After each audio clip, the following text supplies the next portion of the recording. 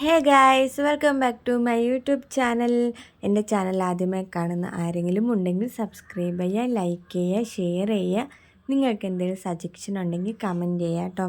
അപ്പോൾ ഞാൻ ഒത്തിരി നാളായി ഒരു ലോങ് വീഡിയോയ്ക്ക് ഇട്ടിട്ടും അപ്പോൾ ഇനി മുതൽ അങ്ങോട്ട് ആഴ്ചയിലൊരു 2 ലോങ് വീഡിയോയെങ്കിലും ഇടണമെന്ന് ഞാൻ പ്രതീക്ഷിക്കുന്നു. അപ്പോൾ നിങ്ങളുടെ സപ്പോർട്ട് തീർച്ചയായിട്ടും എനിക്ക് വേണം കേട്ടോ. നിങ്ങളുടെ സപ്പോർട്ട് ഉണ്ടെങ്കിലേ മുമ്പോട്ട് പോകാൻ പറ്റത്തുള്ളൂ. അപ്പോൾ ഞങ്ങൾ ഫാമിലിയായിട്ട് നേരെ വന്നത് ലുലു മോളിലേക്കാണ്. അപ്പോൾ ഇന്നത്തെ ദിവസത്തേക്ക് ഒരു പ്രത്യേകതയുണ്ട്. അപ്പോൾ ഞാനത് നിങ്ങൾക്ക് വഴിയെ പറഞ്ഞു തരാം. അപ്പോൾ ഞാനും അജായനും അമ്മയും ചേച്ചിയുടെ മക്കളൊക്കെ വന്നത് കേട്ടോ. അപ്പോൾ ഞങ്ങൾ നേരെ സൂപ്പർ മാർക്കറ്റിലോട്ട് കയറി. വീട്ടിൽ അത്യാവശ്യം കുറച്ച് സാധനങ്ങളൊക്കെ മേടിക്കാനുണ്ടായിരുന്നു. പിന്നെ മോളുടെ ഡൈപ്പറും തീരാറായി. അപ്പോൾ ഞാനതൊന്ന് നോക്കുമായിരുന്നു കേട്ടോ. പക്ഷെ അവളെ കറക്റ്റ് സൈസ് അവിടെ ഉണ്ടായിരുന്നില്ല. പിന്നെ അതുകൊണ്ട് അത് മേടിച്ചില്ല. അപ്പം ഇന്നത്തെ ദിവസത്തെ പ്രത്യേകത എന്ന് പറയുന്നത് നമ്മുടെ ഹന്ന മോളുടെ ബർത്ത്ഡേ ആണ് കേട്ടോ. അപ്പം ഇങ്ങനെ ഞാനാണെങ്കിൽ കേക്കും മേടിച്ച് നേരെ കട്ട് ചെയ്യാൻ വേണ്ടിയിട്ട് പോകുവാണ്. ഇവിടെ വെച്ച് കട്ട് ചെയ്യണത് എന്താണെന്ന് വെച്ചാൽ ഹന്നമ്മക്ക് എപ്പോഴും നമ്മൾ വീട്ടിൽ നിന്നല്ലേ കേക്ക് കട്ട് ചെയ്യുന്നത്.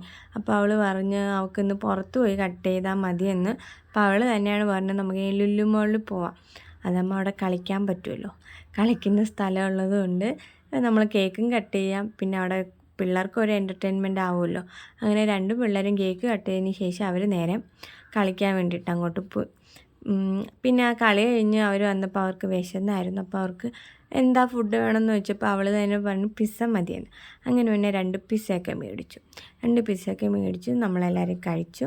പിന്നെ കുറച്ച് ടൈം ഞാനും മോളൊക്കെ ആയിട്ട് കുറച്ച് അവിടെ ടൈം സ്പെൻഡ് ചെയ്ത് അവൾക്ക് ഫീഡ് ചെയ്തു ഇടയ്ക്ക്. അങ്ങനെയൊക്കെ ഉണ്ടായിരുന്നു. അത് കഴിഞ്ഞ് ഞങ്ങളിങ്ങനെ വീട്ടിലിറങ്ങുന്ന ടൈമിൽ ഇങ്ങനെ വന്നുകൊണ്ടിരുന്ന ടൈമിൽ തന്നെ ഞങ്ങളുടെ ഒരു ഫ്രണ്ട്സിനെ ഞങ്ങൾ കണ്ടായിരുന്നു. പിന്നെ അവരെ കൂടെയും കുറച്ച് സമയം സംസാരിച്ചൊക്കെ നിന്നു. പിന്നെ ഞങ്ങളൊരു രാത്രി ഒരു 8 മണിയൊക്കെ ആയി ഞങ്ങളവിടെ നിന്ന് ഇറങ്ങി നേരെ വീട്ടിലോട്ട് പോയി. അപ്പം